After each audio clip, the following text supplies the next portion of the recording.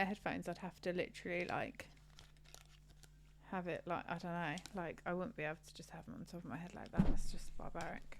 What, having headphones? For me, it's barbaric. So you look cool with your headphones. Do you know what I mean? Just put them on and you see. Just put them on normally and you see. I just did have them on normally. No, Didn't like it. Such a dickhead.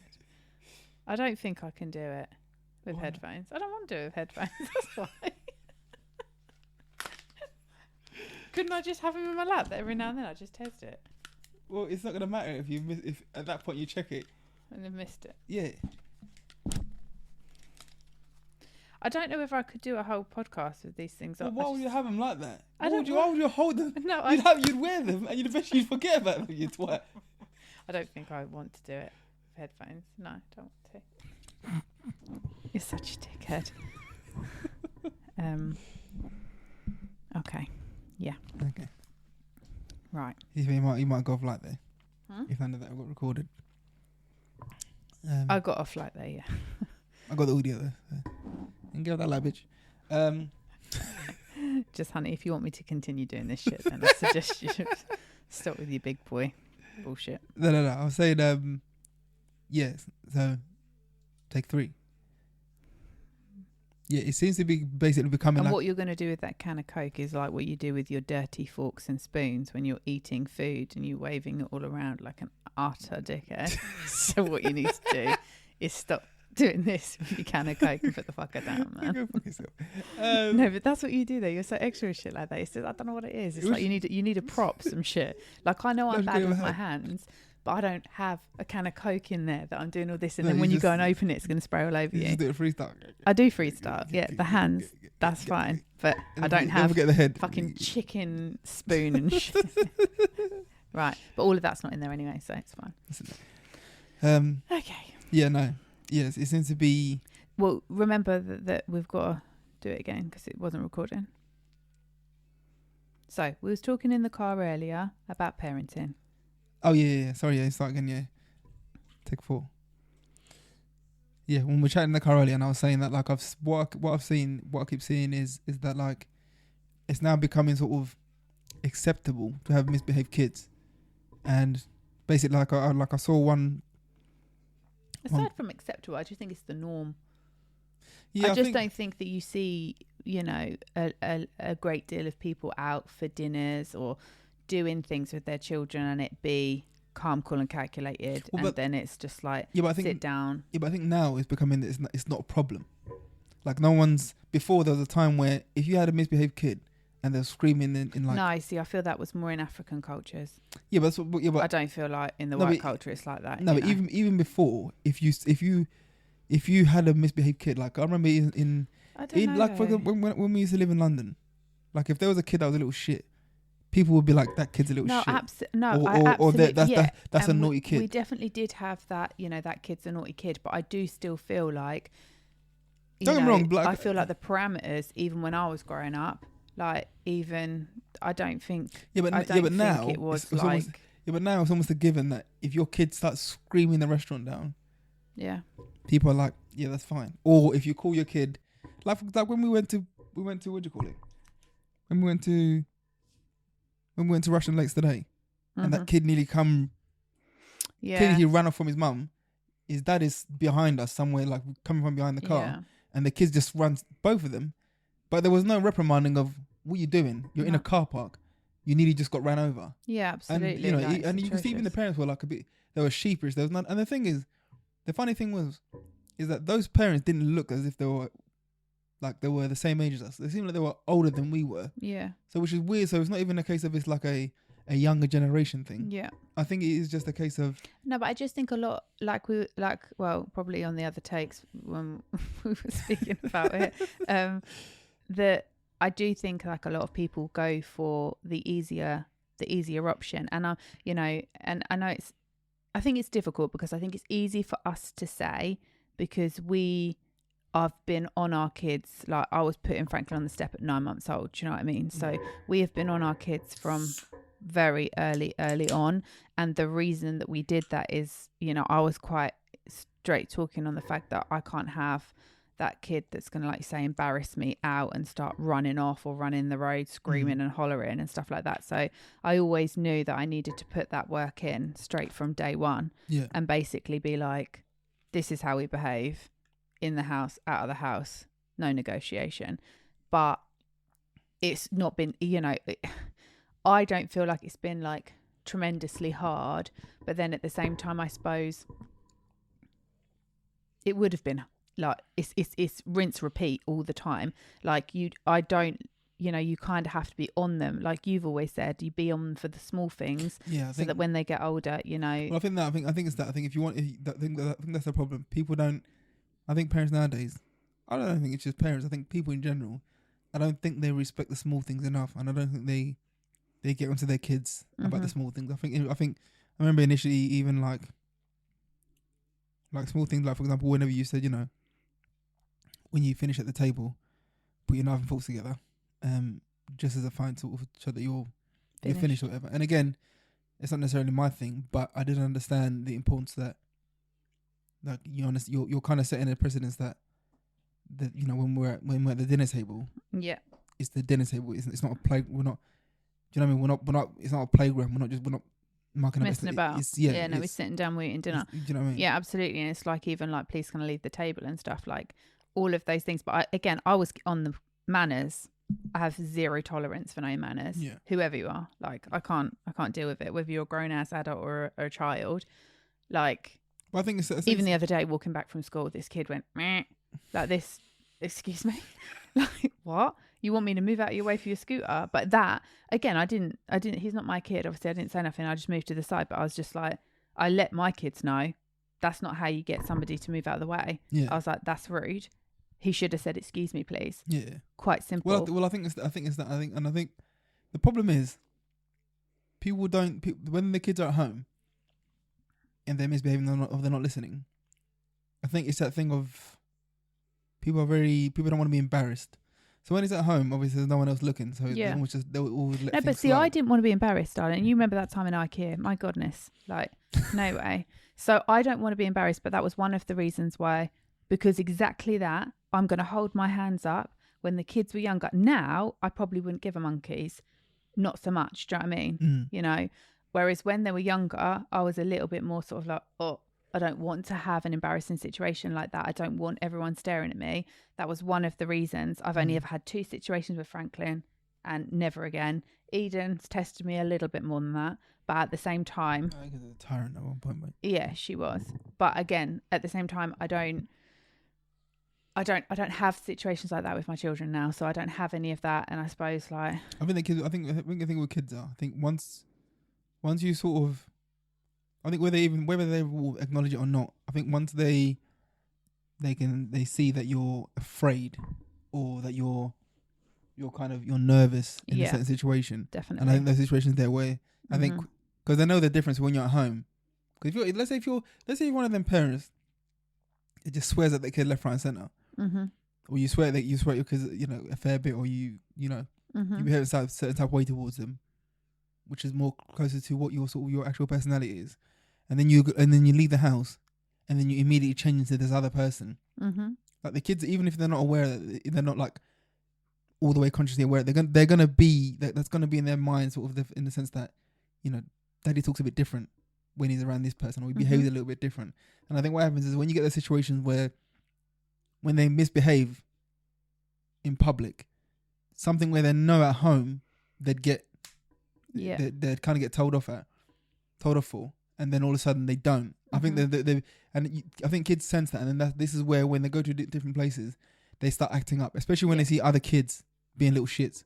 And then because I make my kids well aware. Do you know what I mean? So I think that's how they roll in their house, and that's how they do things. That's just not how we do things. I think that is where certain parents go wrong. I think you need to get your kids onto the small things, and I think it starts very small. But the thing is I think that this is harder at the beginning when they're so young and they're learning, like, don't chuck, we've got to share, no smacking, all these little things that you get on them for when they're, babies and they have no idea, what they're doing. But it's then when they get older and they come and ask you for a biscuit and you go, you're not having a biscuit just yet, dinner's nearly ready. You don't get nothing other than, all right, Okay. Exactly. Yeah. That's what I need in my life. I Yeah. need to be able to say to my child, no, this is what we're doing. This is how we're doing it.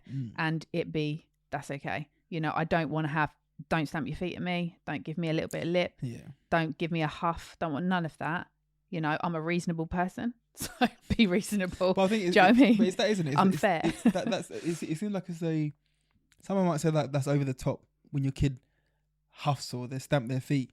But they're the little things. Yeah, I think if you don't address if you don't demand some respect, you ain't going to get it. And I think at the end of the day, I always say, you know, to the kids, like, I show you respect. I'm doing this, this and this. I talk to the kids like they're grown ass adults. I let them know everything. I think you have to. I explain everything. You think I explain too much, but I explain everything. And I'm like, this is why we're doing this.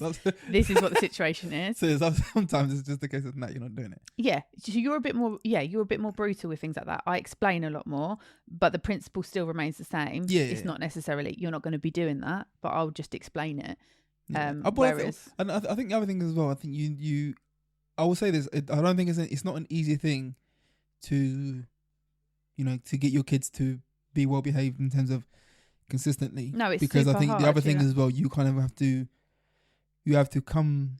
It's relentless. It's Groundhog Day. You've got to rinse, repeat it every single day. Yeah, and I think all day. And you've got to think as well, when you're new parents and when you're, oh my gosh, like it's so intense because you're surviving on no sleep. You're surviving on you're running on empty a lot. And I think again as well, let's take into consideration as well, it all depends on what sort of partnership you've got. It all depends on how, what I was gonna say, yeah, you have to kind of want to do the yeah. parenting styles the same. You've got to also take into consideration if you've got a supportive partner, whether you've got somebody that's going to step in, whether somebody helps with the lack of sleep. Like all of those things are going to make a massive impact and massive difference. We have had a situation where we haven't necessarily always agreed on what we're doing, but we've been, you know, we're very supportive of one another in the sense that, you know, neither one of us leaves it to the other person and is just like, it's on you. There's not tit for tatty. It's very much sort of like, if I ask you for help, you're going to help me. If you ask me for help, I'm going to help you.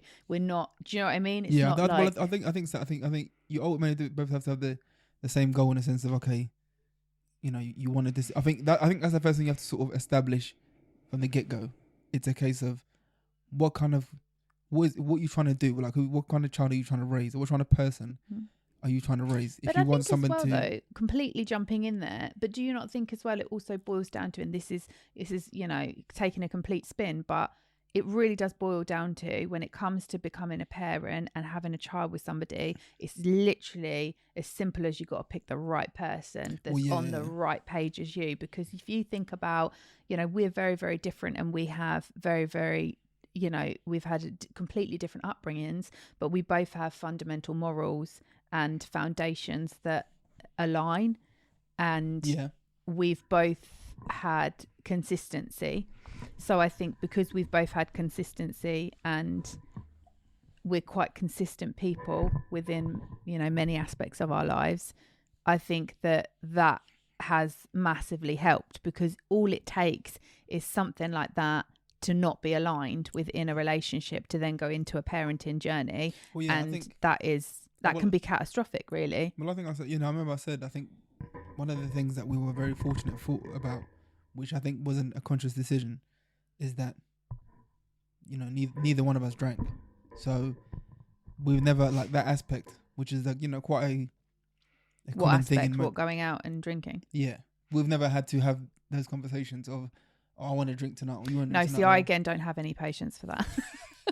But then I think but what I'm saying, I'm so brutal. You didn't necessarily go out thinking to yourself, I'm going to get with someone who doesn't drink. No, I never. Do you know what the thing is I never actually thought that was a thing. You know, I obviously, well, you know, I personally wouldn't like to feel out of control, and I don't really need a drink to have a good time. Probably just make me cry anyway. You know, there's many reasons as to why I probably wouldn't, but I don't drink. But before I was with you, I never thought that was something. Can you hold that for a sec, please?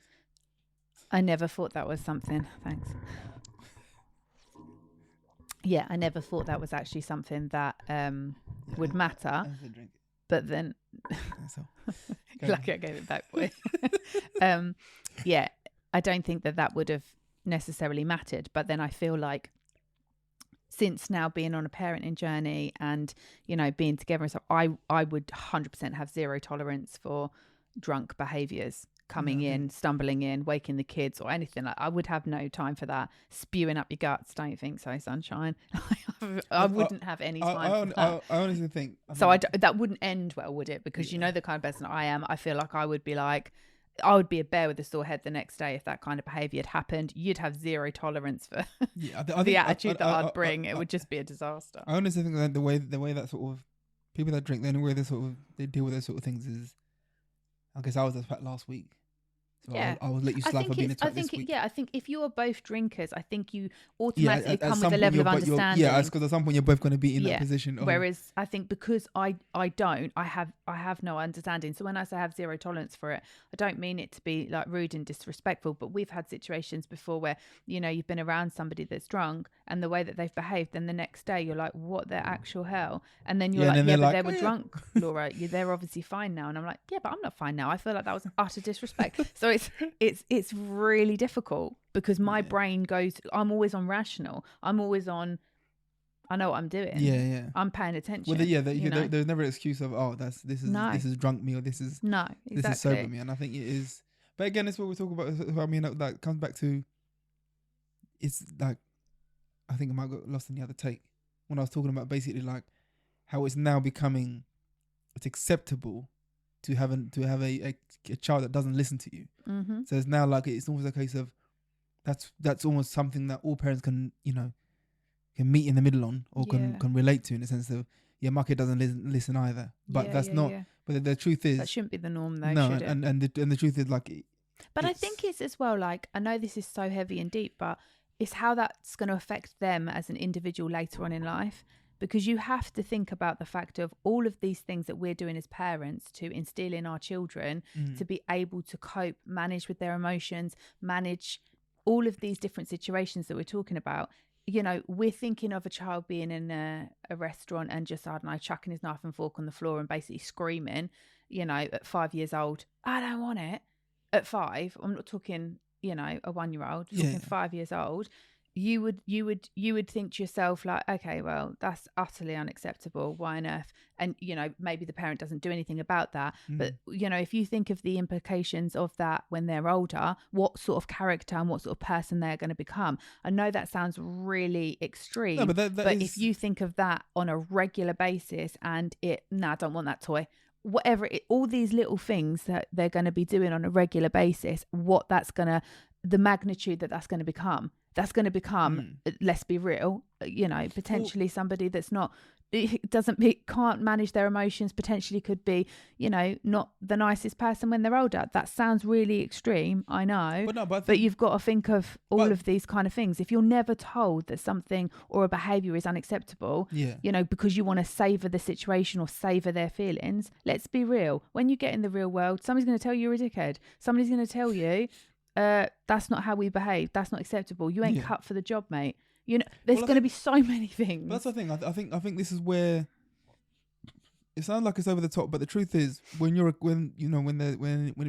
comes to sort of children, I think you have to kind of, for them, their toys. Those are the important things to them at that time. So it's almost a case of how they treat those things. Oh yeah, will inevitably lead to 100%. How they treat people. Do you know what I mean? So it's a case of, and the truth is, you can't do this thing where you say to yourself, they just, you know, it doesn't matter right now, because you can't raise a kid a certain way for X amount of years and then all of a sudden one day it doesn't work. Actually, what you've been doing before is actually incorrect. It's like, you now need to behave this way. No, like, you got to put the blueprint in, like, right at the beginning. You know what I mean? Yeah, from the jump. You really have to. You must. You kind of got to start as you mean to go on. And again, it's not, you know what I mean? I'm not trying to sort of, I'm not trying to sort of go on as if I'm some, you know, some. No, I nearly said kid whisperer, but that just sounds wrong. No, but I feel like don't do that. Wrong. But I'm not trying to like I'm some child expert. No, I don't think that we're a case of common experts sense or anything. I think we you know, trial and error, isn't it?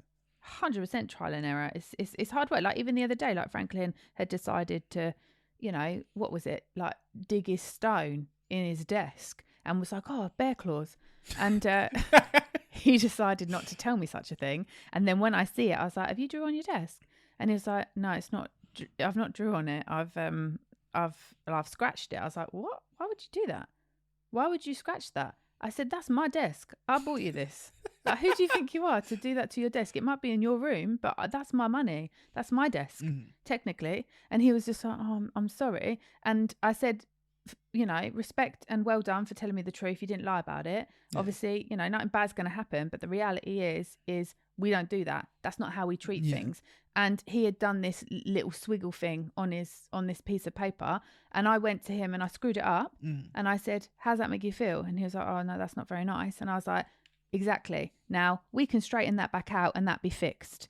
Okay? Yeah. If I went and tore that up and that's it, then it's gone, you're going to feel really type of way about that. You scratching the desk, I can't fix that now. That desk is the way it is.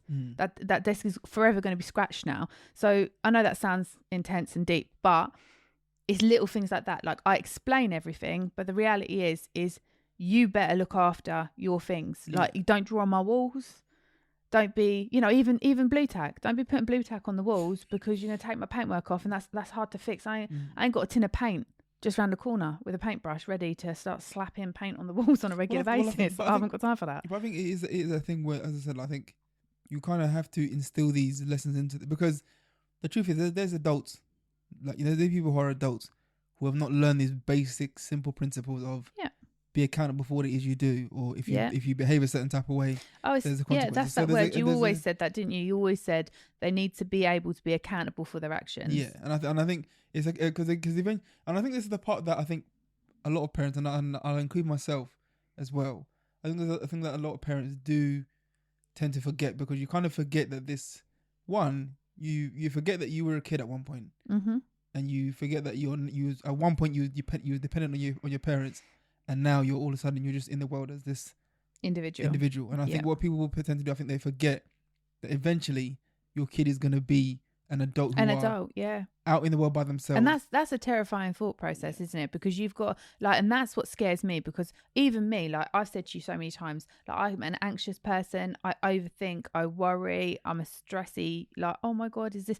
I do all this all the time. You are completely the opposite to that. You are so laid back, it's ridiculous. But I would love to be more like you. Being with somebody like you, I'm like, God, how my life would be so much easier. So many things now, I'm like, do you know what, actually, comfort zones and, being in that sort of like, just in that little bubble, me as an individual, I'm like, oh, let's mollycoddle, let's protect, let's do all of that. But actually, I'm going to only hinder my child as they get older. Well, I think, and that's the problem. Well, I think that's it, because essentially what you're trying to get them to do is sort of, you're trying to get them to basically be able to, it's like, okay, for example, I say to Franklin all the time, like, it's, for the most part, you can do what you like, but should you choose option A, these are the consequences. If you choose option B, these are the consequences. So for example, like, simple thing of like biscuits. So you give them an allowance of, okay, you can have 2 biscuits before bed or whatever, with your milk. If you want another one, then you're gonna, then the price is 10 burpees. And lo and behold, I remember before we sort of implemented that, Frank would absolutely tank back whatever. Now, don't get me wrong, he would still, be like, yeah, I'll do some more burpees for an extra biscuit, but very rarely he doesn't do it all the time. And in fact, only every now and then he'll say, and if he does, he says, can I have one more? Because I think there was once he's like, oh, Dad, I want to have 2. He's like, 2. Yeah. And I said, are you sure, man? That's going to be 20 burpees. He's like, yeah. And he was doing them, and at that point he's like, okay, maybe these biscuits aren't worth. Yeah. Because of course when he eats them, they're gone in 2 seconds. 2 seconds. But then burpees, do you know what I mean? So it's a But even sometimes he'll say to me, he does it most of the time, can I do 10 extra burpees for the extra biscuit? Depending on the size of the biscuit, mate. Like, no. You can have 2 because you've already had whatever else. Yeah. If you haven't, then potentially. But but again, I think to myself, I've seen both of them want that extra biscuit and do them 10 burpees. And I sit there and I think, wow, do you know what? Respect to it, because there's no way I wouldn't even know what a burpee was, mate, back in the day. Well, I wouldn't have, probably wasn't even a thing, but do a star jump. But it is a thing that you're letting them know that there are, because of course, we've sort of given them a brief sort of understanding of food, in the sense of these foods that taste delicious, they do come at a price. And, there was a time where, because when it comes to this junk food, Franklin would eat that all day. She's kind of naturally, she's like, nah, I don't really want it. She knows limits. He would absolutely, don't get me wrong, he's a very active kid, so But again, these are habits that you're trying to drill into them, in a sense of, if you're going to choose to decide to have these foods constantly, which is it's very easy to do so, there is a price for it, and sort of when you weigh it up, it's not really worth it, because as you know, I mean, you're more, and I've tried to explain it to him many times. You know, you think you're hungry, but like I said, like eventually, what you do in your life is gonna have nothing to do with me. Like now, when I go to do something, I don't go and consult my parents to be like, oh, mum, dad, can I go do this? You know what I mean? For the most part, it is a case of, I'm by myself now, and should I get in some trouble, I can't. In my head, I'm not thinking, let me go to mummy and daddy and be like, oh, listen, I need some such and such, this and any other. So I think it is that, and I think this is where I think a lot of parents do. I think they forget that, and it's easy to forget that, because, like, even for myself, and again, it's in the rat race of Groundhog Day. It's so hard. Do you know what I mean? It's so hard every day doing rinse repeat, and it's easy to just forget about these small things and forget about, oh, he spoke to me like a bit of a dickhead, then it doesn't matter, or he stamped his feet at me, oh, it doesn't matter. You know, all of these little things, we all do just get to the point where, whereas I suppose, like I said, like I just knew from the jump, like I did not want to have those kind of situations and embarrassing situations.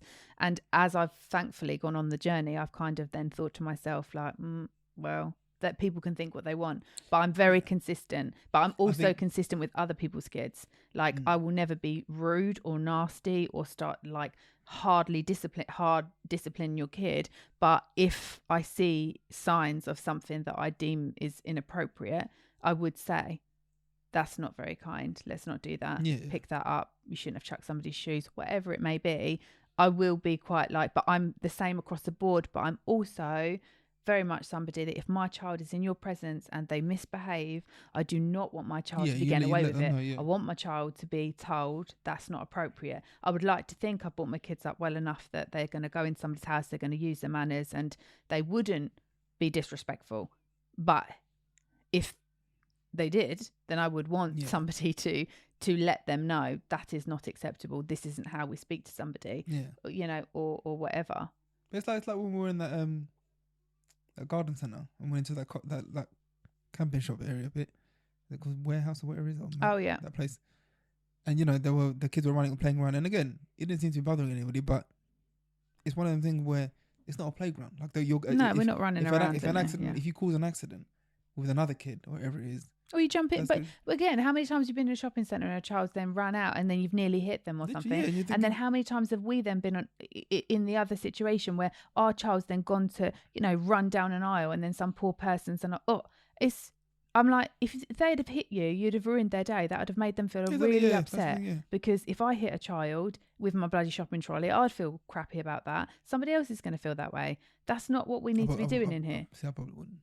Well, no, you probably wouldn't use it. But again, like empathy of a fish, hun. But the thing is, again, but I'll say this though. I always say, like I said, when it comes to how your kid turns out, it's either to do something you did do or something you didn't do, and whether that's something that you did do was you've always said that actually. And again, it's interesting because before I was with somebody like yourself, and before I had children, I'd never thought of it like this. But you've always said to me, it was like, if anything happens and our children end up doing drugs or they do this, that, or the other, it's the parents, you know. And that's a brutal thought process, and that's a real like, oh my God, that's a gut wrencher that you think to yourself, God, yeah, when they go and make a bad choice, that's on you. But I suppose really, I'm a firm believer you are what you're taught. Yeah, you are what you're taught. Well, I think it's a case of, I think there's like, if it's I think a lot of people do think there's like they, you know, their kid will behave a certain way and they'll go, oh, well, it's just, and it's not, because the truth is it's one of two things. Either you don't know your kid well enough because you've kind of decided to neglect that part in a sense of like spending time with them, getting to find out who they are, or you've ignored these signs where they've done something when they're young and something said to you, I should probably address that. Yeah. And you thought, you know what, it's too difficult, so let me leave. The amount of time I've heard parents say, I've tried, but they just don't listen. I'm thinking, what do you mean the kid doesn't listen? Like that's on you in a sense, because this is where we come back to. Because I think if you set that precedence from a very, very early age, they won't know not to listen to you. Exactly, does that make sense? Because I do understand that when a child is 8 years old and they're then not listening to you and they're giving you disrespect and they're giving you all this attitude, it's then like, okay, how do you get them to then listen to you at 8 years old? But the reality is like you say, I don't have that issue because I literally from the get go, like, well, from 2 months, mate. Yeah. Like, from the jump, mate. Yeah, that's like, the thing. So if when it comes to sort of simple, like if you start base, if you like I say right from the beginning, if you get them to respect the little things, then you can set a precedence for them understanding the big things. So if you get them to understand, sort of pick up I reckon it starts something as simple as pick up your toys. Oh, as simple when as they're that. further, pick up your toys. As simple as a baby doesn't understand that when they're hitting you or they're pinching your skin, that's that's hurting you. Like, even that, if you just as a parent just take that off, like stop them doing it, but don't address it. I'll be like, no, we don't do that, thank you. That's not nice. That's hurting mummy. You don't want to hurt mummy. 2-3 months old, they ain't going to have a clue. But over time, through me consistently doing that and letting them know, ouch, no, that's hurting me. No, thank you. Yeah. Me doing that consistently for those period of time, by the time they're 9 months, and if they hit me, they'd know immediately that, oh, that's not good. Mummy's not happy about that. But they didn't. Like, I was fortunate they obviously didn't. But again, I was proper... on that, okay, from the jump. But you know that kids know, like, kids gauge, like, kids do understand, because even like in school, you knew certain teachers you could get away. Oh yeah, 100%. And certain teachers, like, you know, let me not even. Like, there's kids that were like some of the worst kids in school. With certain teachers, they were like, nah, I'm gonna step back and leave it, because they understand this, and then they see the certain. And again, you know what the other thing as well. The other thing that it shouldn't be, but it is a problem, unfortunately. And I think this is just in human nature. And this is where it comes back to us also as well. Getting to a point where you're both on the same track when you're parenting. What happens is this. You could have a situation where you have a certain parenting style.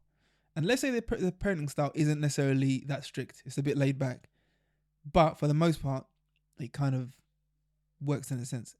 If one of yous then comes in that's very, very strict, what happens is then you create this contrast where the kid now, let's say for something as simple as, okay, if the kid misbehaves, they get told, they get the finger wag, don't do that again, and that's it.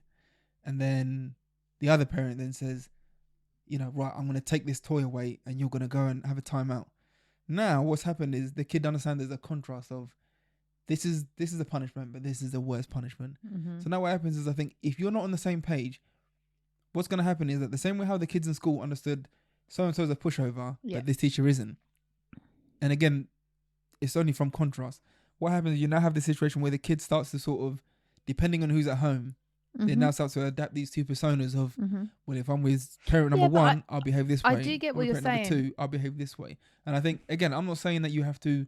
No, see, I do understand what you're saying, but I think that it's all about showing that authority and, your discipline and the way that you would be with the children would be, they know that you're stricter than me, but they say you're both strict. They know that you're stricter than me and you're a zero tolerance for, most things. But then at the same time, they also know I'm a zero tolerance, but the way I would approach it would be different to you, but they know I'm strict. Does that make sense? No, so absolutely. I think it's an authority thing, because when when you're not here, the kids don't think, oh, I can get away with this because mum's here. No. I'm fortunate that the kids know that it's no negotiation. Yeah, what is it? Okay, it's an authority thing. To be fair, what I mean is this: like, let's say if they need to, you both need to you have to both be on the same page in the sense of, there's consequences for doing something wrong. Yeah. So I'll use the wrong example. What I mean is that if one of you shows that there's consequences for doing something wrong, and the other one doesn't, then the kids that's gonna almost kind of they'll immediately know. Yeah. It will now become a case of, okay, when parent number one's here, I can do what I want. It's all about whether you get at the end of the day, however you go about doing it, it's about whether you get the response that you need to get. So, for example, if you're telling the child, you would say, go tidy your room. I would say, can you go tidy your room? That's not me. I can. It's not the right way, because I'm saying, can you? But if they turned around and said no, I'd be like, sorry, it wasn't a question. You're going to do it.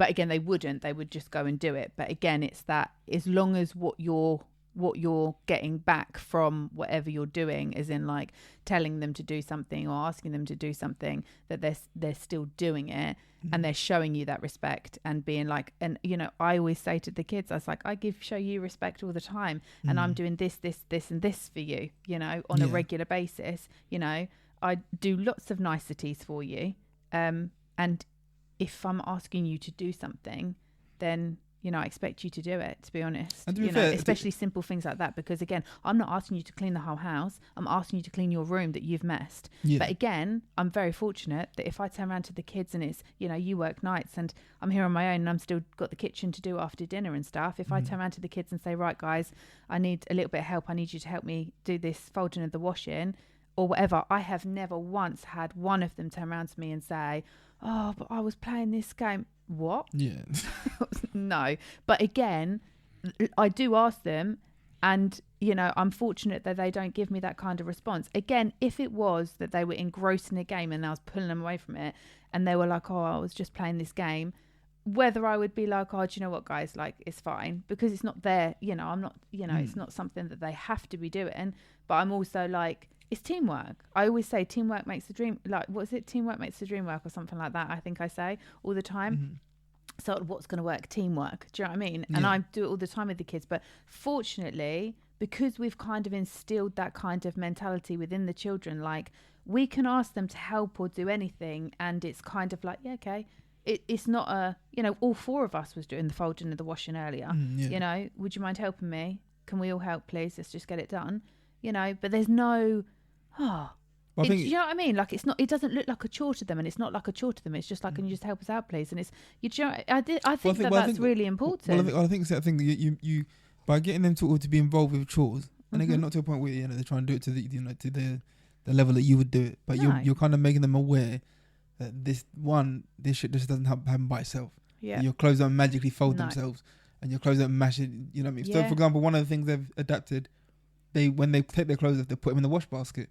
Because they understand that if I don't put my clothes in there, they don't get washed. So it's okay. And, you know, they've had a couple of times when we're trying to look for Franklin's school uniform, whatever it is, where when we ask the question, has it been washed, this and the other? So he understands that there's a process to him having clean clothes, folded, ready for him to go, and this, that, and the other. So, and again, like I said, when you involve them in these situations where it's the washing up, the cleaning up, I think subconsciously they're going to understand. It becomes second nature to them, doesn't it? Yeah, they're going to understand that this isn't. There's like things in life that are things that you have to do. Like, how many things do we have to do that we really can't be asked to do? And I think it's really important for the children to understand from a young age. Like, we get them to do obviously their writing and some numbers and stuff in the morning, and that's just part of their routine now. You get up and you do that. If you don't finish that before you have to come down for breakfast, then you'll have to finish that after school, which is going to take time out of your playing. But again, they don't even look at that as like a chore now. They're just like, oh, I've got to get it done. And if they've not done it, they'll just crack on and do it. Well, but, the truth is, kids will adapt to most things, and especially if you let them if you get them to understand the whys, the reasons the whys they're doing this, that, and the third. And if they understand that, you know, for example, like, you know, when it comes to them washing themselves, or what it is, like, for example, one of the things we say to Frank a lot is, you know, do what you need to do first, so then you can do what you want to do. Yeah. So it's very understood. Like, and you understand, you know, he's had a few situations where he's not done that, and he has to pay the price in the sense of when he wants to play whatever this, that, and the other, but he has to go and do his letters because he didn't finish them in the morning because he wasn't focused enough. He's understood it, and lo and behold, now he's. But now he's even got into that thing. Actually, sorry to interrupt you. He's even got to that thing where he'll now say, if I go into him and be like, "What are you doing?" I'll be like, "Oh, sorry, I got distracted." Yeah. So he's even aware, like, he's able to, you know, say, instead of it be like, oh, you know, like it was a deflect before. Yeah, he used to deflect a lot. Yeah. A lot. Oh, but this happened. Yeah, but this happened, that happened. It wasn't my fault. This, that, and the other. Whereas now he just straight away holds his hands up and says, sorry, I got distracted. And I'll be like, right, we'll crack on with it now. Yeah. And then he'll get on with it. And then if he gets distracted again, it means that he's not finished it. He's then got to do it after school. But again, he's able to. I think that's the thing, isn't it? It's them being able to regulate their own emotions, you know, and understanding and expressing it in the right way and all of these things. They all take so much time. But I remember when Franklin was 1.5 years and I'm his mum and I just wanted to wash him, but he could wash himself. And you were like, but if he can wash himself and he's got that independence, why are we going to take that from him? Why would we hinder him? And I was like, well, other than just because of me. And I think that's even a conversation we've had so much, isn't it? It's about whose feelings is it that we're trying to save? Yes, and I think, I'm so glad you touched on that, because I think a lot of the time when parents used to ask themselves before they do something or make a decision, they just ask themselves, is this for me or is this for the kid? And the amount of times that I, even myself, do things and I think of myself, like, because that situation with the washing, I really didn't want him to be washing himself at 1.5 years. I was like, it's my baby. I want to be, let's have bath time, and I wanted to be, a part of that. Yeah. But because he could do it himself, and with a valid point of, but why are we going to hinder him? And do you know what? Like, reality is we all want to protect and nurture our children and just keep them, so safe and, in cotton wool, really. But actually, I'm starting to realise the more I go on the journey is I'm trying my best to put my feelings aside as much as I can, because actually my feelings are only going to hinder them. Because it's like when he went on that trip at school to London, I did not want him to go, because my immediate thought process was like, well, driving all the way to London on a coach, anything can happen on the road. All of these thought processes started going through my head, but I was like, I'm going to hinder my child from going on a trip just because of my own insecurities and my own fears. And I had to be like, get over it. And I did get over it, and he went, and it was absolutely fine. But again, well, you'll just have to deal with having a day of feeling sick as a dog and worried to death, unfortunately, because at the end of the day, if I hold them back in all of these things that make me feel uncomfortable or make me feel a type of way, all that's going to happen is that they're not going to have the tools to cope in the world. Well, the thing, isn't it, is a case of you kind of have to, and even me, like there's. Like today, I do say that quite a lot. I was like, the world will, it'll chew you up and spit you out, mate. It takes no prisoners. Like, what's the thing is, it's brutal. I mean, that's what you got to ask yourself. Sometimes you think to yourself, like, life's going to be way more harder than just put your shoes on. Do you know what I mean? So it is. And that's the thing. But it starts with very. I'll never forget that time. Remember that time when Franklin had the ball pit. I can't remember how old he was. Oh my days, yeah, that was savage, man. You was a class A asshole. I didn't like that day, mate. That was no, but again, that's on our beginning of journey of parenting, really, and navigating each other's different ways. Because I was looking at that like, all right, mate, there's lines to this shit, and you're being an utter jerk. Like, oh my God, is this necessary? But I remember, like, it was one of the things where, and just for the record, still didn't think it was necessary, even when he's told you the story. It was definitely necessary. It's not to that extent, though. It was 1,000%. I remember thinking to myself, agree to disagree. I remember the thing is, you never just think to yourself, oh, I'm an arsehole. You never think that. You just think that. But I think, again, do you know what the difference is, though? Is I have a heart. No, because my gut and my kids, like, oh my gosh, like, they're a part of me, and if they're not happy, it actually physically affects me. But no, you on the other hand, you know what's funny here? It's like today. Bat an eyelid. It's like today when we went to the track and he wanted to do the sprinting, and I remember I said, like, the other day when he went for a run, and he got a stitch when he was gone around the second time. Yeah. Bear in mind, week before that he had gone around with me 7 times and he was fine. Yeah. But of course he got a stitch because he was trying to show off. And he's always like, oh yeah, I want it. But again, it's not coming from a point of, he's still a kid. So he's not quite at the point where he understands what it is to be able to run for a long distance for a long time, whatever it is. Mm-hmm. So he's at the moment, it's still just play, which I get.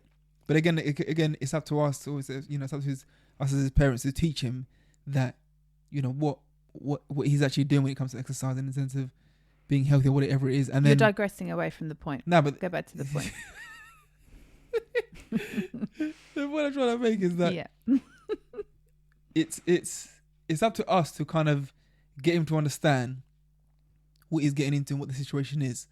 And in the sense that it's not just about the running and the sprinting or the exercise, because of course it ties into what life is. And I remember one thing I keep saying to him all the time is that anything you're gonna do is difficult. Like it doesn't matter. It doesn't matter what it is. I think. And if you want to be good at something, it's not gonna be easy. And that's what I mean. You Like, have to work hard. it's like I think the other day when we were at Eden's christening, and we were talking about your friend with her kid, and in terms of what he wants to do. And, he was like, yeah, this thing's going to take quite some time, whatever it is. And I said, well, to be honest, even if you're going to clown college, it's going to be hard because it doesn't matter what you do. Yeah. So the truth is, everything's going to be long. Like, it doesn't matter what it is. And I remember today when we went to the track, it got to a point where, Franklin, before we went, he was very, very, I would just like to say a disclaimer. This guy is a joy sucker. He will suck the joy out of any fucking thing. He will turn it into a lesson. Like, you literally, like, this, respect to you, and we do have very good kids, and you have some very, good things to bring into the equation. But good God, even if you go to play a game of Uno, this guy will learn straight up, mate. You will learn it. Literally, our 4-year-old, literally jumping. You suck, literally chucking the cards all over the place like, I win, and literally just like stole the crown from our child when you're trying to help them. So you are a joy sucker. If we go, if we go and do anything that the kids are like, oh, this will be really, really fun, let's go to the park, and they start to do anything, like Franklin, he obviously loves running, but this kid is learning fast. Like, even if it's a game of basketball or a game of football, you will do it right, you will do it well, and you will do it on time. You will not, we're not just, no. Even when we was doing football in the garden right before bed, do you know what I mean? It's not even a time for a lesson. It's a time for, let's just have a little bit of fun. No, this is how you kick the ball. Rinse, repeat. This is how you kick. And he will have to keep... No, that's not right. And he has to perform, like, perfect. Oh, a cartwheel. Fucking hell, man. Do you remember the cartwheel? Oh, my days. This kid's loving a cartwheel. He did not love a cartwheel by the end of that session because, good grief, you will get him doing it about 50 times. That's not right. Do it again. This is how you do it. And just like today on the track with the running, do you know what I mean? We've gone to the track, I get it, there's going to be some lessons in there, but he don't need to be on his knees, straightening his feet for the position of push-off for 35 minutes. His poor little hands were red raw because he was in that position for so long. Yeah, but he has to understand that when he sees... No, I get it. And I've learned as I've got older, especially with being with you. I'll never forget, yeah. But still. I'll never forget. I remember when I went to the Marines, the amount of people. I remember when I decided I was going to go into the army. Like that wasn't a light decision. I thought about that for ages, and I was like, do I really want to go into? You know what I mean? And again, it was a case of you were built for that shit. But the thing is, I had already said to him, I already understood what it was gonna. Even like the whole culture of it. Like I don't drink. I'm not laddish in that way. So even the whole culture of what it is. That's to be in the army is very far from who I am. However, at the same time, I wasn't just going in there just to I wasn't going in for that. But at the same time, I understood what it was. I had an idea of what it was what I was going into, in a sense that it's something that I'm gonna become a very different person. And when we got there, the amount of other lads that were there, were within days. They're like, I'm not sure about this. And I'm like, how could you get to this point? No, but I think... And still be thinking, and not think to yourself... But not many people I didn't know. But the thing is... are as mentally strong as you, though. But this is the thing. But it went beyond that, because it wasn't just... The thing they struggled with was literally, they need to iron their clothes. It wasn't the fact that we were going to get given rifles. I'm going to do a Ross. That's what I'm going to do. But the thing is, like, bring it down. But what I think is this is it. It starts off that way, and then, for example, but I do think to perfect that level of mental strength that you have. Like we've said this so many times. Like I do not know of another human being that is like you with your mental strength. Like it's commendable, but it's just arsehole at the same time. Do you know what I mean? Yeah, but what I'm saying is, like, I feel like if you don't get your kid to understand that at the beginning, that whatever it is you get into, one, there's like work. Decide first and foremost what it is you're doing. Yeah. whether you're there to play or you're there to actually do I do the thing. understand that, but but everything that we decide to play or do is this isn't playtime. Yeah, but and it's like the kids literally look at you like, yeah, but I signed up for play, mate. That's what I signed up for. I didn't sign the disclaimer of let's do some fucking graft here. They most of the time like sign up for. It's like even if they come and join you in the gym, they will come and join you in the gym, and they will think to themselves, and they soon realise real quick that this guy's not just going to let them do 3 pull-ups and it be some fun. No, you're going to be in here. You're going to do some sit-ups. You're going to do some press-ups. You're going to do some burpees. You're going to do this. You're going to do that, and the kids are going to be near to tears by the time they're finished. And I'm just like, God, damn, but they understand Killjoy. but they understand that because. Oh no, they're learning. They understand there's 2 sides there, because when I do play with them, like before bed, we're playing the monster game, whatever it is. Oh yeah, it's just pure play. And yeah, but literally, they understand the difference between this is pure play, and I'll go all the way when it's going to play. No, you do. But it's the case of but it's just in the day when it's not monster game and it's something else. It's just your Killjoy. But the other thing is, like, I feel like if you understand that at the beginning, because like I said, and like again, it's a bit. So why don't you tell the ball pit story? Oh yeah, I went off track. You did go off track. Yeah. So like. So the ball pit story, 300 balls. And again, which is something that I've adapted when I sit him down, I say to him, Franklin, or to both of them, even Eden, I say, if you do this, this is going to happen. And should that happen, this is the next thing that's going to happen. Yeah. Do you understand? Is this what you want? Basically. And I remember I said to him. How old was he, darling? No, he understood. No, how old was he? I said to him, Franklin. He was a year and a half, was No. He threw the first ball. Yeah, but was he a year and a half? Let's say the age, mate. Just say the age. How old was he? Year and a half? Probably. It was probably a year. Do you know what I mean? He understood. He was young. He understood. About a year and a half. He understood. But I said to him, Franklin, he threw the first ball out. And I said, Franklin, if you throw that ball out again, if you keep throwing them out, you're going to pick them all up. Do you understand? And he looks at me. I said, go get the ball. So he went and picked it up. And then he started throwing them all out again. I said, Franklin, there's about 5 balls out there. You're going to have to pick them all up if you keep throwing them all out. I said, do you understand? And again, he's like, yeah. And I remember he looked at you because it was like, Mum's there, so everything's good. And I looked at him and I said, just so you know. And I was telling you as well. you were basically letting everybody know in the room, me and him, and you let whatever balls go on this floor. And he literally... No, actually, I think I removed myself. I don't think I was in the room when he got all of those balls out, because I 100% would have said to him, Franklin, don't do that, because that's going to be a big mistake. So no, I definitely wasn't in the room because I remember I wasn't in there because I just remember him crying, and I remember thinking, oh God, what's going on? And then I hear you go, you knew what the situation was, mate. Pick them all up. But 300 balls. But the thing is, though, what it didn't do is this. It wouldn't help him. Not with one ball, mate. It wouldn't help him. No, absolutely not. But I knew that it's like this will set the precedence for Isaac Gordon, because he didn't like, because what it did for him, because again, what happened is this, he went through the whole process of, I don't want to pick them up. Okay, I'll start picking them up. Then he'd look around thinking there's too many, and then he starts crying. Bless him. But then again, he bought himself. He got to a point where he did regulate his emotions. He calmed himself down. By the time he finished picking up all the balls, he had stopped crying. And what it did as well was this: it didn't deter him from throwing all the balls out. Because even like he did that again before when he. But then after that, it was a case of picking the balls up. Was okay, fine, I'll do it. And even now, if I say to him, Franklin, if you do that, you're gonna have to do this. He'll go, yeah, okay.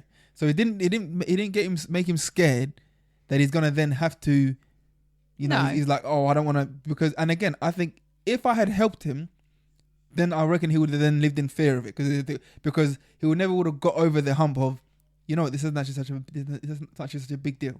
I threw the balls out. Let me put them back in. So now he's at a point where he's kind of starting to build that resilience in the sense of, one, the situation. Oh, he has got resilience, and he definitely he regulates his emotions much better than he used to now, and he does understand, and he understands the kind of guy you are. But I think that's as we all do, darling. But like, do you remember the other day when we were walking back from from when we picked them up from school? Oh, you can't even carry this boy's bag, mate. Like, even if I carry this boy's bag home from school, I can see the look of you carrying this boy's bag. Like, you think I don't notice, mate, but I do. I don't care. I'm still going to carry the bag. But, that's what I mean. But you literally... What I'm saying is, these are the little things. Let him carry himself.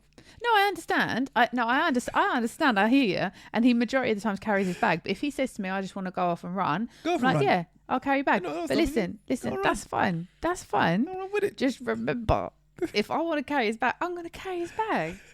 Evil me all you like, son. I'm still going to carry his bag if I wanted to. Like what I'm saying Most of the time I implement, carry your own bag. The thing is, do you remember when we were walking home and there was an old guy in front of us? I think it looked like he picked up his granddaughter because he looked very, very old. And he had the dog. So. He had the dog in one hand. He had a bag in the other hand, and he had a scooter. And she was in front of him. Oh yeah. Doing whatever. And what happened was crazy. the dog had gone round him, so he had the lead, and he was doing this sort of weird penguin walk, and he was like, I don't know what's going on. They were coming to a crossing. There was a car. Yeah. This guy seemed like he could have had a heart attack there and then. Luckily, he managed to turn it around, and he's like, Jesus Christ. And I'm looking at him, I'm thinking, you bought this on yourself. Because for some reason, he's not said to his daughter, hey, or his granddaughter, take your bag, you ask for the scooter, take the scooter. But because it's like, we have always said that though, haven't we? Because I've said that too, frankly. Like, if you're going to take your scooter, mate, you're going to have to, I'm not carrying it. Yeah, I'm not going to. Like, I'm not doing any of that nonsense. And also, if you ask for your scooter and I don't bring it, then there was a reason. Sorry, mate. It's not here. Sorry, mate. But that's the other thing as well. I think we've set a precedence there. Like, for example, we had to sort of get in their head that when we say it's time to go, it's time to go. I have no time. There's no, I don't care what you're doing. You could be having the best game of hide and seek. Yeah. When I call your name and say it's time to go, it is time to go. And we have been because even when we've been at Hinge and Brook and they've been having the best time, like, and we've gone, it's time to go. We don't have to shout. We're just like, it's time to go. And literally immediately, whatever they're doing, they stop and off they come. We've never had, what? It's time to go already? Mm-hmm. My mate's just got it. I've only been here doing this 10 minutes. I'm like, excuse me? So yeah, no, we don't have any of that. But I think is that I think you kind of like. But you reap what you sow, because I think I always say firm and fair. I'm a fair person. I'm not a douchebag. You might be, but I'm not. No, I'm a firm and fair in the sense that I'm very like, if you want to do something, but I say to them, if I take you to the park and, I'll take you to the park, guys, but I ain't going to sit there for 35 minutes. You can go to the park and have some fun. If it's 20 minutes, 20 minutes. But I'm really like, you give a kid an inch, they'll take a mile. Oh, yeah. So I've always been kind of like, when it's time, it's time. I've not got no negotiation for that. I think the trick is you gotta let kids think that you're willing to go. Because the thing is, as we said in the car, their bandwidth is unlimited. Oh, unlimited. If you say no 5 times and then you give in, well, that kid's ready for 10 next time. Yeah, and then it just goes on and on and on. And if you get to the stage where you're saying no to your kid 15 times and then you end up giving in. Well, they're just not eventually. I don't even understand that world, because I'm like, if I say no, that's it. That is it. I remember with Franklin when he was 9 months old and he kept I ain't moving nothing. Whatever's in this house, it's staying where it is. Yeah. You will learn, don't touch it. And literally, he was going to get this glass bowl. I went, don't touch that. And he went again. I went, do not touch that. He touched that again on the step. And he went and touched it again. I went, right, on the step. And I put him on the step. And then he went to stand up and I went, sit down. All I did, sit down. And he sat back down. And that was it. And that was, did he go and keep playing with the glass bowl again? No. But again, I'm consistent. If I say no, I mean no. And that's that. There's no negotiations. And I think this is where, because it's a similar thing with Eden. When she was young and we'd tell her it's time to go now. Oh, she was a whole different ballgame, mate. Franklin was... She was... Oh, my days. She was... And I remember I think sometimes you handle it different, because frankly, if you raised your voice, he'd relax. Oh, yeah, Eden, if you raised your voice, she'd then raise her voice. She's ready to fight you. And she's you. She's literally you. Franklin's me and Eden's you. And Eden, if you challenge that girl, she'll come with energy of, I will take you down. She'll just spur her on. She was a lot more challenging in that sense. And she would scream. I remember many times with the park, and she'd just scream because I said, it's time to go. Again, like, obviously we're talking about now when we say we're going, they don't know, we did have to go through some hurdles with that one, because Eden scream, I don't want to go. I went, sorry, mate, tough titty. Yeah, we're going. And then literally I just start walking. And then this kid, you can see, she's like, well, they're going to leave me. Don't leave me. Yeah, she's screaming. And it's just, and we look like abusives. And I'm like, I'm not. Just, I remember, like, when one of the times, what do you call it? I went to, when I went to pick her up, she was like, "Oh, I thought Mummy was coming to get me." I said, "Well, she's not." And she was standing at the gate, and I was like, "What are you doing?" And she was like, "Well, I thought Mummy was coming to get me." I said, "Well, she's not here." And then she was like, "I'd like to leave you here if you want." And I'll give it to her. She was like, "All right." I was like, "Are you sure? Because I'll leave you here. I'm not joking. You can stay by yourself." And she was like, "Yeah. I'll wait for Mummy." Oh, bless her. And I was like, "My mum might not get till night time. She's at work." And she was like, she kind of thought over. She's like, "What time?" I said, "Listen, if you don't get in the car, I'm going to leave you here. And I promise you now you're going to be upset." And eventually she got in the car, but she did go to call my bluff. But it was a case of like, it was one of them things where, I mean, now, like we don't really have those situations now. She'll still say, "Oh, I thought Mum was going to come get me."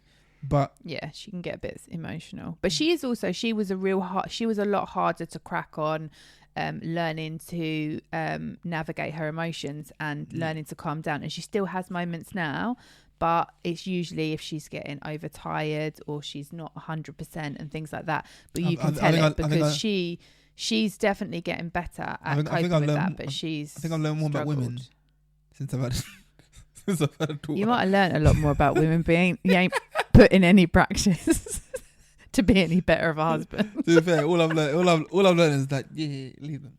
Yeah, there's nothing. One time she started crying. I was like, "What's the matter?" She's like, "I don't know." Shh, man, like, they're asleep. Chill out. I'll do a Ross again. Jesus, you don't realise you got these headphones on, mate. You sound they'll sleep. They'll sleep. They got them millions. But you you haven't got nothing to give on that, have you, darling? There is nothing to give. You can't give anything. Honey, I'm not even going to get into this with you. I'm not even going to do it. I'm glad you said that. Yeah, like I literally, it's too late. I ain't got a bandwidth. We'll do that podcast for another day and I'll fight you on that and I won't get nowhere because it'll go in this ear and out the other. Do you know what? I said what actually, no, like before we wrap it up, I want to set the precedence for the next one. This whole what women want. Because you lot are bullshitters. Honestly. In fact, I'll give a quick snippet. Oh, shut I'll up. give a quick snippet. What did we say the other day? Cold as ice. That's what you no, you're gonna. What is it? I'm gonna start giving more compliments. Oh, shut up, man. What was it? What did you say? What did you say you're gonna do? I'll hear him. I'll receive him. Sorry? I'll receive him. And you'll not. I won't say anything like, "Oh no, I didn't think I looked good," or whatever it was. And then what happened the other day? Oh, shut up, man. We said something about a haircut, and that was it. Oh, sorry, what? Okay, let me retell it. In the what actually happened. We went and got her hair done, and got some. What did you get? You dyed it, some of it. I don't know if I want this out there, mate. A subtle dye. Anyway, yeah, it was subtle. Comes in. Oh yeah, hair looks quite nice. And what did you say? Oh, it doesn't look that different, does it? I said, no, I can actually notice it. Nah, it doesn't look different. Immediately, within like a day of saying, I'm going to take the compliments that you give. Yeah, but this is how he gets me. Do you know what I mean? This is how he gets me. Like it's all. Honestly, you are a huge play on words. That's what you are. You play on words, and you play on my insecurities. Yeah, no, you're darling.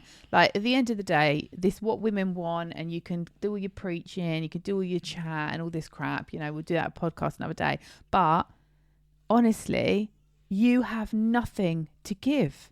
I think women you are a stone cold killer. Literally, you're just saying. I think women have like an undermined. Like there's a film, yeah. I think that men, all that you think about is one thing, and that's it, and that's all that's on their mind. There's a film with Mel Gibson. That's the only thing that's going to make a light bulb switch on. Because I'm sorry, you are literally you're as dull as ditch water, mate. When it comes to anything else, you're just like no. You just don't have anything. You've got nothing. You've got no va-va-voom of anything. I've got plenty of. You got va-va-voom for one thing and one thing only.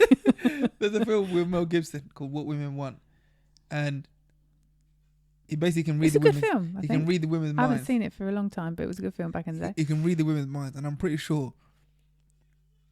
I think he gives them what they want, as in what he hears. But then what actually comes out, it's like there's another mind that you can. Yeah, but you have to understand, right? It's just such an annoying subject, and it's something that I'm not really here for to talk about with you, because we've had so many conversations about this, and I just think you're a jerk every time. Right. So it's just so redundant. No, don't interrupt me. Let me finish. Thank you. I feel like you are somebody this is an impossible conversation, because every time you just have rebuttal to everything, because of the fact that because we are emotional creatures, women, and because we are hormonal creatures.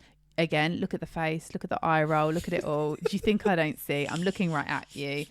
Do you know what I mean? Not even discreet. This is what I'm talking about, people. I have to deal with this level of ignorance, arrogance, arsehole all the time. So the reality is, darling, that there is zero point in having a conversation with you, because you say, what do women want? But the reality is men and women are totally different. Men do not understand all of the aspects that what is to be a woman. You don't even understand all the aspects. No, we don't, because that's hormones. Hormones whoop our asses every single month. So how are we supposed to understand it? You tell me, because we don't understand it. Face. You tell me, because all I can say to you, darling, is you should read the signs. But this is the thing: some men have it down. They're never going to understand and never going to fully get it. But what they do is they look at their wife and they go, oh, she looked like she's struggling. She looked like she could do with a cuddle. She looked like she could do with this, that, or the other, or a warm bath. You look at the woman that looks like she's struggling. You're like, oh, do you know what I could do right now? I'm gonna kick this bitch while she's down. That's what I'm gonna. I'm gonna add some shit to this bitch's day. I'm gonna make it even worse. That's the kind of guy you are. There's guys out there that grasp it, that are gonna be like, she's struggling. You, on the other hand, period what? Hormone what? You just don't understand it. Oh, there are so many stages. That's the what you call it. And you know what, yeah? And also, can I just, before you say something else, can I just also say, sorry, probably away from the mice. Let me come back. Can I also just say that whiplash, what do you have as a man that's a problem other than a saggy ball bag? Let's be real. Women have to go through so much. Periods every single month. Pregnancy. Birth. There's so many things that women have to go through that men don't have to. So I think you'll find. Nothing to do with you. Oh. Are you all right? Oh man, just funny, yeah. One thing I would like, I tell you, when you actually do this, I'd love for you to get. That's a strong. He said the L word. This must be interesting. What is it, darling? What would you love? What would you love from me or from women in general? What one is it, darling? No. If when we have this next podcast, about, as you say, women and their hormones, whatever it is, I'd love you to get, I don't know, another female perspective. Oh, I would love to bring another female on, darling, because I feel like I'm going to need a tag team. And I think, like I said, I'm going to set the precedence because you talk shit. That's it. You just talk nonsense, mate. Because again, you got to think, you as a man, you in particular, not all men, because you in particular as a man, you haven't got an emotional bone in your body. You don't even do emotions. I don't even know. Darling. I just check them. Darling, yeah. You're literally like, well, I had this thought process, but I went round all the houses, I sorted it all out in my brain, I worked it all out, and then I came out with this. The logical response. This is you go to straight away. I go to emotion, and then I'm like, sorry about that. That was a bit of an emotional outburst. Sorry.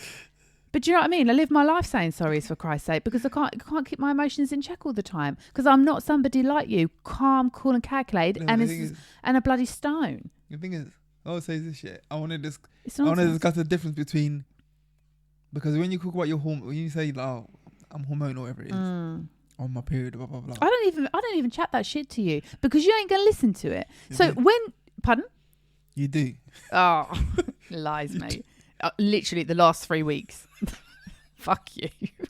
I have not been banging on about hormones for the last God knows how many years, because you ain't here for it. All of my friends will tell you. I always say, he ain't somebody. He don't even navigate on that page. He doesn't even listen to that shit. He's like, I do not get this hormone business. I'm not addressing your hormones. No, you just say this is you. Yeah, I'm addressing your character traits. Yeah, just like I'm addressing your character traits.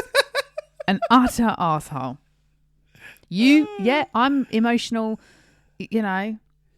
No. But you're just a logical, straight to the point, don't know what a hug is. Hugs never helped me in any one of my days. It's never made me feel better. So why on earth would it make you? And then when a woman turns around and says, yeah, but it's like, we were talking about the breakup the other day. Basically, a woman turns around, aka me, and says, yeah, but sometimes it's nice just to have a hug if you've had a bad day. Couldn't you just see that I'm not 100%, that you could offer a hug? And you're like, if you want a hug, just ask for a hug. But I don't want to ask for a hug. I want you to want to give me a hug to make me feel better. But you're like, but I ain't going to think like that. Let me finish. Don't do that. You're like, but I ain't going to think like that, or I ain't going to do that because I've never had a hug that's made me feel better. Why would I think a hug's gonna? So do you see what I'm saying? So realistically, we were talking about the breakup the other day, but actually, you're what's his face, mate? You're that guy. You're that guy that don't understand about the dishes. You're Vince Vaughn, mate. That's who you are. No, I understand about dishes. You don't understand what the principle is of a woman wanting the guy to want to help. That's you. You're just not that guy. No, because a hug isn't gonna. The definition of help is that you have a problem, and then the help is gonna then help solve that problem.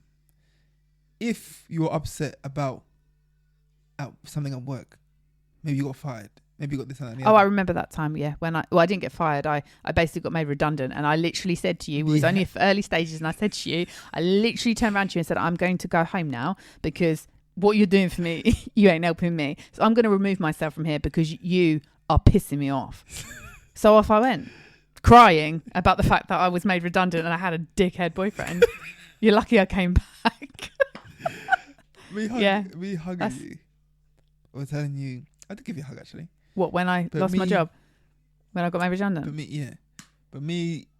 Let me give you a pat on the back. Thank you so much. But I'm sure you followed that hug with your practical things. Like exactly. You literally said it's not a big deal. Yeah, because it wasn't.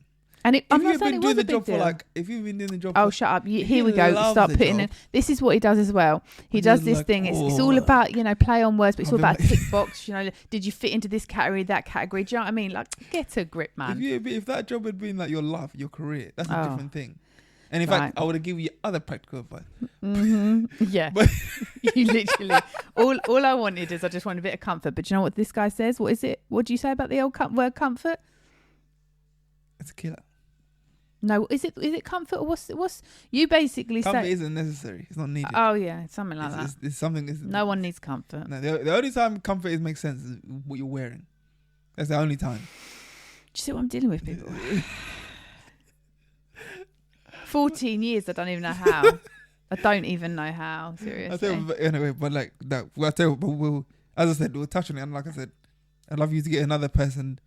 I think you're gonna need him. Do you know, I don't need a damn thing because I'm already aware of what I'm with, mate. So I don't, what you think I'm going to have this conversation with you and I'm going to have somebody else here and then what, we're going to have an epiphany? What, you're going to suddenly understand hormones? Exactly. No, you ain't. No. You're going to understand. You ain't gonna get it. I'm never going to understand you. No. And you're never going to understand me. That's it. Period. I understand you. No, you don't. You don't get me at all.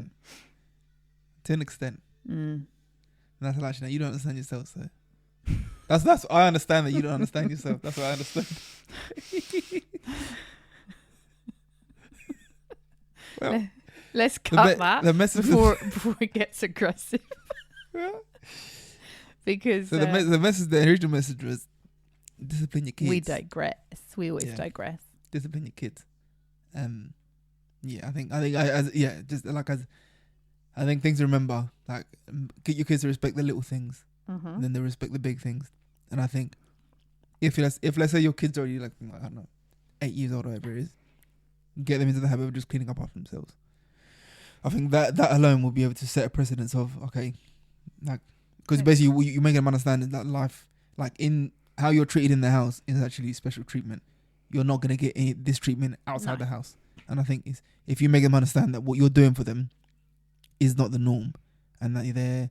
But it's also, again... They're in a privileged environment. It's like what we've said to them what I've said to them so many times, like, you want, like, treat people how you want to be treated. If you're going to be not very nice to somebody, they ain't going to want to play with you. Why would they?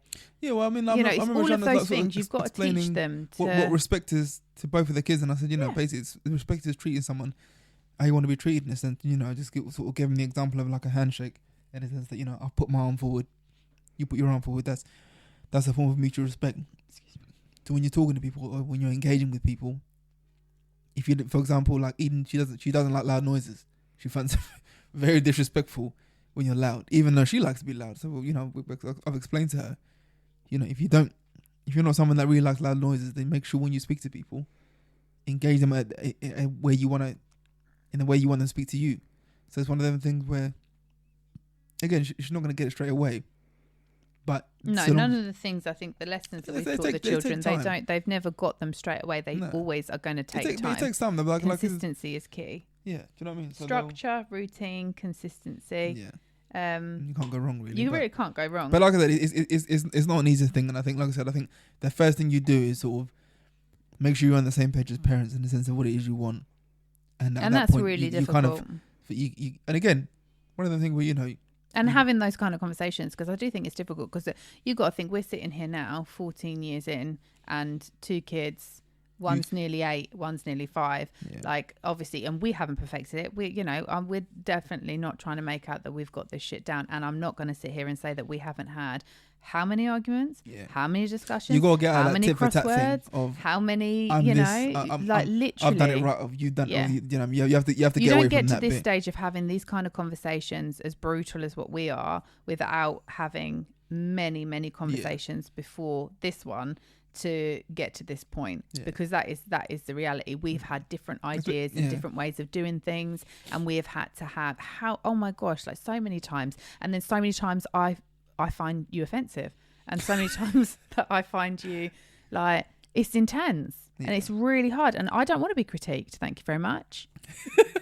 Don't critique me. Piss off. You always critique me, you little bitch. But but yeah.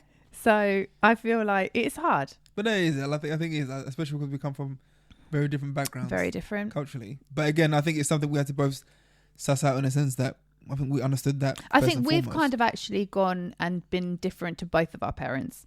We've not. We've kind of gone on our own little journey. We've taken bits from both, absolutely. And we've just kind of done our own little blueprint. I think a big part of it has just been trial and error, and sort of understanding that it is that we're on the same side. I think there's a lot of time you see parents where they kind of do that thing where the whole passive aggressive, the simple thing of who's changing the nappy, and I think it is that thing of.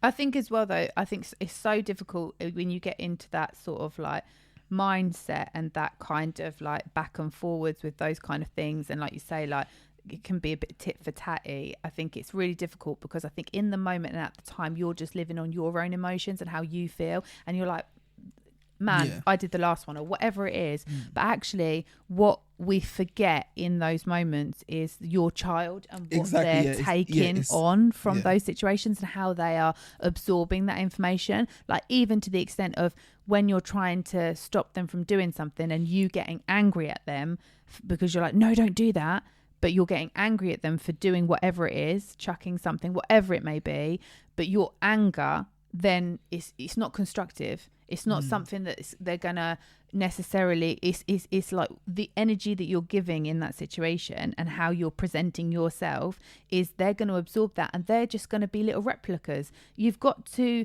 It's honestly, you reap what you sow, and you set an example, and they will follow. Because how many times, even with ourselves as a couple, if we've had crosswords and I've had to say, look guys, like this isn't right, like we do not need to be having this conversation in front of them, and I'm not saying that we get it right every time, I'm not saying we're perfect, absolutely not, but the amount of times that even when I come away from a situation like that, I'm like, that's not the way you conduct yourselves, guys, that's not appropriate, we shouldn't have been having that conversation in front of you, or whatever it may be. But again, those little, even if it's passive aggressive to each other or passive aggressive to the child, they are just going to absorb that. And then what they're going to do is they're going to go and be passive aggressive to others. They are then going to go and be angry to others because that's what they see. That's the reality. I think it's that thing of, I remember like when sort of in the early stages of when we became parents, and I remember there was a time where I can't remember what it was. I think you had gone out, and I think I had Franklin, and I think I was changing his nappy or whatever, and I remember I had a thought process of, like you always hear, you hear parents saying, I'll do everything, I'll do this and the other, and don't get me wrong, there is an element that no, it shouldn't just all be on one parent, but I remember I had to say to myself, I asked myself I always said to myself, especially when it was like a remember when we used to have we were trying to suss out the whole sleeping thing before we kind of sussed out what we were doing, and we're kind of still trying to figure it out. And I guess there was still a bit of tit for tat of, oh, I've done this, you've done that, whatever it was. I remember asking myself, well, what if you did have to change every nappy? What if you did have to stay out with them all the whole time? Because in the day, this is your kid. You know what I mean? Are you saying you wouldn't do it? Do you know what I mean? Is this a competition between you and your partner, or is this about taking care of your kid? So let's say if let's say something happened. Let's say, for example, you know, you just picked the wrong person, and you know they were like, I'm not doing anything. Would you then just not change your kid? And I think when I realized the answer was no. Obviously, if I had to change the kid every time, of course I'd always change them. If I had, you know, let's say I'm expecting you home at 4:00 and you hadn't got back yet, and it's supposed to be bath time at 5 or whatever it is, whatever time you're going to do it at, and I decided to sit there and be like, well, it's Laura's at bath time, so I'm not doing it until she gets back. Yeah, that's just do you know what I mean? So childish. So it was a case of, and I think this is where people sort of, they go to that thing where it goes outside of we're taking care of the kid to now, well, now this is the like tally war chart on between me and you, and right now you haven't done your part, so I'm not gonna. Yeah, no. Gonna like you've seen it where I've been around where I've been there where the kid has clearly done his shit, not our kid, but others that, and one parent is like, yep, not. And I've heard about it, like where parents will do that, where they'll purposely not change the night because they don't want, like I did it already, so I'm not gonna do it. Oh, there's that thing. There's some people out there. Well, I'm going to say some guys, but some situations I've heard of where the men are like, I don't change nappies. Yeah, which is, I don't do that. I'll never forget when I was working like that time when Franklin was young. And also the statement of, you've been at home all day with the children, so why is the house messy? Are you okay? Oh, jab you in the neck. I'd immediately attack. I don't even know how I'd even comprehend or cope with that such situation. I have zero tolerance for that and all. But I think, I tell you what, but that's the other thing. I think it comes back to what you said when you said, I guess this is for something. This is for people who haven't yet had kids, and I guess they're thinking about it. I think it's important you understand to pick. And again, I guess another thing is picking the right person, not in the sense of, you know, what they're like, but what are they willing to do, and what does parenthood to them look like? Yeah. What does it look like? Because parenthood is sacrifice, like selfless. Exactly. There's loads of things, and like you say about picking the right person. Like if I hadn't tidied up the house when the kids were younger and there was toys all over the place, there'd be a reason. Yeah. There's a reason. I'm busy. I've been doing this, that, and the other. Yeah. Like, why on earth would anybody want to come into an environment and basically start picking fault with that environment as this isn't good enough? I've been at work all day. This isn't good enough. I've been at work all day, mate. I've been looking after kids. Like, the reality is, it's the hardest job I've ever done. Yeah. Looking after children. It's relentless.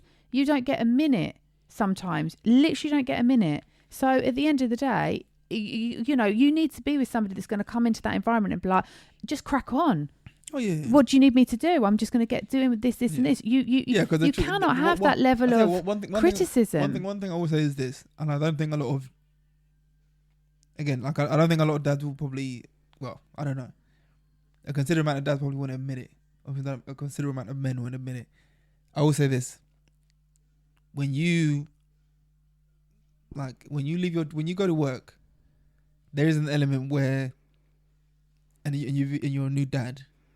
There's an element when you go to work that now becomes not necessarily your chill out time, but you're very much most likely on autopilot when you're doing that. Now, don't get me wrong, there are people that have very high-powered jobs, but at the same time, I think any time you're doing something new versus you could be doing something new and that's pretty easy, but you're not yet aware of it because you're still trying to learn. But I think it's the clock off. Like, you've got to think to yourself, like, when you go to work, even me, when I used to do whatever, when I used to go and I had to do evenings and different things like that. Yeah. I'm not saying my job's strange, whatever.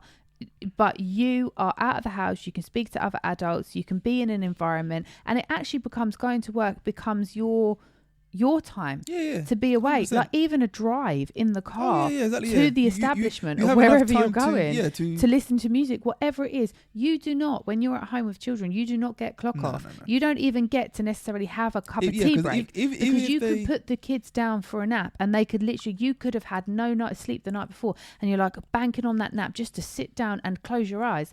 But that child that day, they're 10 minutes, mate. And the thing they is, literally are awake after 10 minutes. The thing is, even if they do stay down for like 2 hours, you get to a point you're like you're always clock watching, thinking, how long but as I'm going to say, as a woman, but as the one at home, whether it's a woman or man, you'd be then like, I've got to now start doing washing. I've got to do the dishwasher. I've got to sort a dinner. I've got to sort lunch. I've got to do all the other chores that there are to do. You have to make a decision to be like, am I going to sleep?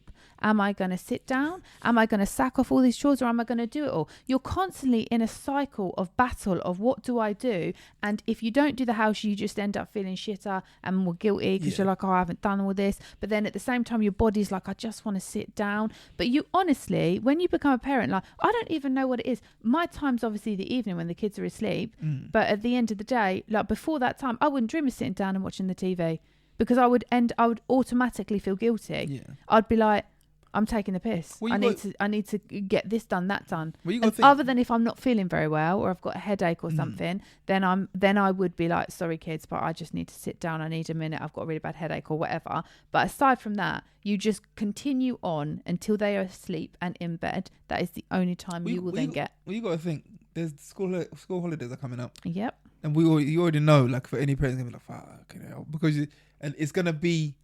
It's gonna be full on, like it's a case of because, and we say it's full on when we've got kids that will play by themselves. They will play with each other. They will kids sort themselves out. They will wake up and they will potentially come in and just say that they're awake, but then they will go and play and sort themselves out. And if they were 2 hours later, they might be like, oh, I'm hungry, can I have some breakfast? Can I just go make myself some breakfast? Whatever it is. But aside from that, like, so you've got to think, we have realistically now, from the work we've done with these kids up till now, we've got it quite easy in that sense. They are very self-sufficient and they are they're capable. They both dress themselves, they both do their own teeth, they both can do all the things that they would need to do, that they don't necessarily need us. I say all the things at that age. I'm not talking obviously they're going to be cooking themselves a gourmet meal, but so even with that, just navigating all of the things that come with summer holidays. However, I love the holidays. I'm not going to lie, I'm that weird parent. I do love the holidays where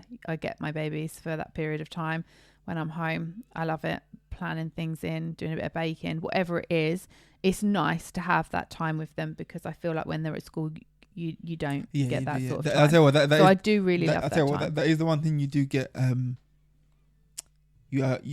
When the kids have time off or holidays, you're able to kind of you learn about them again. You learn about them. Yeah, because you notice that when they're away from the other kids at school and they're around you more, you can kind of hone them back. By the time the holiday's finished, you start to see, oh, your behaviour and everything's on point. And then they go back to school and all of a sudden you're like, there's you then have to re-implement the things you did before because they see just these habits and they just start bringing them back and home. They do. Like, Jesus.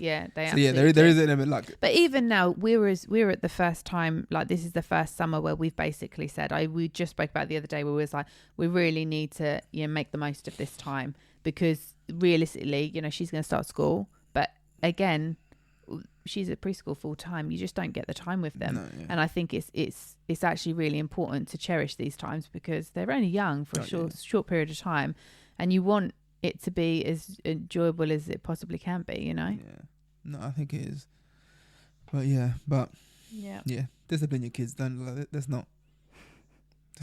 There's discipline and there's being like Philip. There's levels to this shit. You don't have to be like him, guys. No, I don't think he is military. I think if you're telling your kids to do something, make sure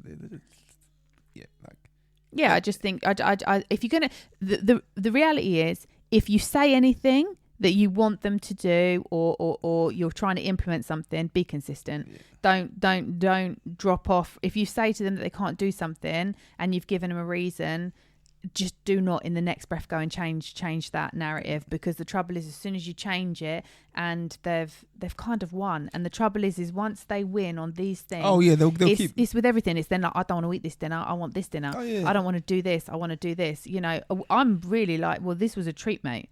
Be grateful. Exactly, don't you know? And dinner, you're lucky. There's kids out there that don't even get food. But I think that's the other thing as well, and I think even like that's one of the things even with our kids. I think which I guess.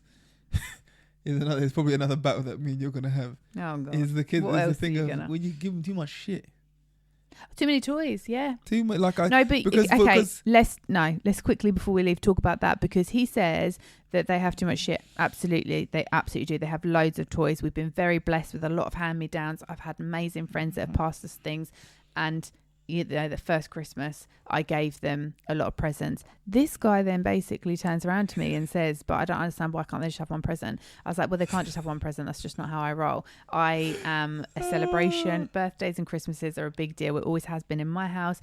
He's somebody that didn't even get a present. Do you know what I mean? So he's like, what? These kids, one present, that's enough. But honestly, I have tapered that back. Give me some credit.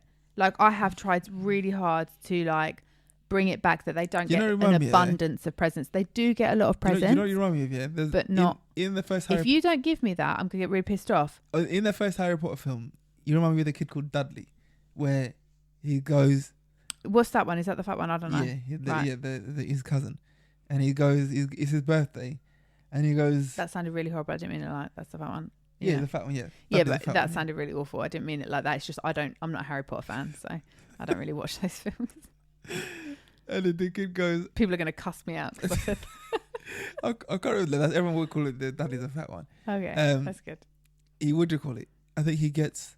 I can't remember what it was. I couldn't remember if it was 35 presents or 53. I don't know, whatever it is. But he goes, last year I got.